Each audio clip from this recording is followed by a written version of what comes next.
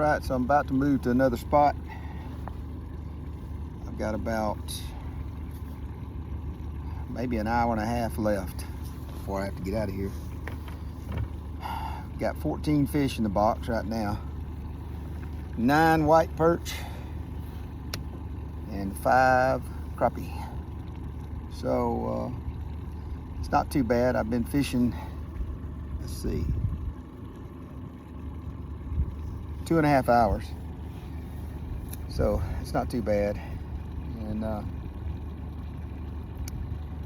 been in one area. I'm gonna go move to another area. It's kind of slowed down a little bit, but still dragging crankbaits, and water temp is right around 72. So some people would say it's still a little early for pulling the crankbaits, but I'm stubborn.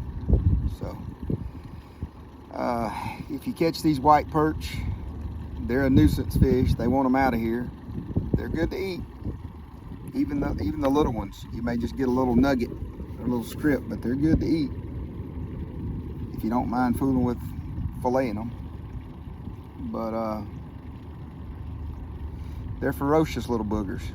I've had a couple that I lost because they run crazy like a white bass or a hybrid or something, and so they'll run across your lines, cause all kind of problems. And then they always want to, once you grab a hold of them, they want to try to poop all over the place in the boat and everything. So they're nasty, but they're tasty. So anyway, let's see if I can open up my, I don't know if you can see down in there with all that water, but I got quite a few in there. So I'm gonna move to another spot, see if I can fish for about another hour, maybe hour and a half tops. I'd like to find some more crappie, but they're kind of in that recovery mode right now from the spawn, and they're somewhat scattered, and I don't know. I'm gonna try this a few more days, and then I'm gonna probably start working the bank with some of my bass rigs, because the brim should be on the bed. So my style of fishing may change a little bit, but I am going to start every morning that I'm out here, I'm going to start dragging these crankbaits, because the switch will get flipped pretty soon, and it'll be dynamic.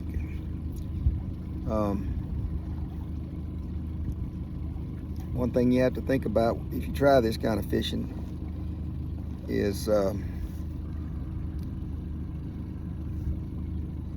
these fish, when they hit, you're gonna think you got a whopper on every time, but it's just the force of the speed of the trolling motor and all that stuff. So you just don't know. Remember to hold your rod high, keep your rod held high. Usually if it's a crappie, it'll come on up to the top, and you can kind of ski it in. They almost give up. If they stay down and they're moving about, it's probably these crazy perch. Or if you got a lake that's got white bass, could be those. You don't catch many catfish doing this, but occasionally you will, and you know what they like to do. They like to spin around, roll around. Bass, they like to shake their head a lot, you know, so you can kind of get an idea for what you got when you pick up a rod. But one of the best things I can say for advice is, be sure that you have a lure retriever. Be sure that you have a good pair of pliers. Be careful when you grab a hold of these fish when they got all these treble hooks hanging out of them. And you know, use your pliers a lot. I don't use the net as much when I'm pulling crankbaits, because a lot of times they get hooked with both trebles, and so a lot of times, unless it's a real big crappie or brim, a big panfish, then I might net them, but most of the time I don't. If you've got a lake that's got a lot of standing timber and things like that in it, you got to be real careful. You can only just fish the edges, troll along the bluffs, troll along the creek arms or whatever, because you're gonna lose too many crankbaits, too many rods. You're gonna have problems. That's why this lake is pretty good. This is Lake Wiley. It's pretty good for this kind of fishing because it's just a dammed up stretch of river with no big amounts of natural structure in it. Most everything in here is something that's been left by man, you know, so brush piles and things like that. So this is a really good lake to fish. It's a mud bottom lake.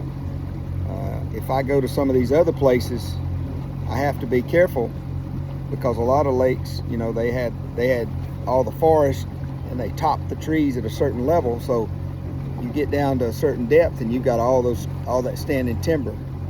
So you want to pay attention to your maps and all that, and make sure you don't get in there involved in that too much. All your rods will go down, and none of them have a fish. They'll all have trees, and then you're going to have to stop. This is a challenging way to fish. Just like this morning, I had one fish ran across two other lines, so I had 3 lines tied up together. Came in, the fish got off in the process of me pulling basically the force of 3 lures. I'm pulling the fish in, he's wrapped in 2 other lines, and as I'm coming in, those lines are moving.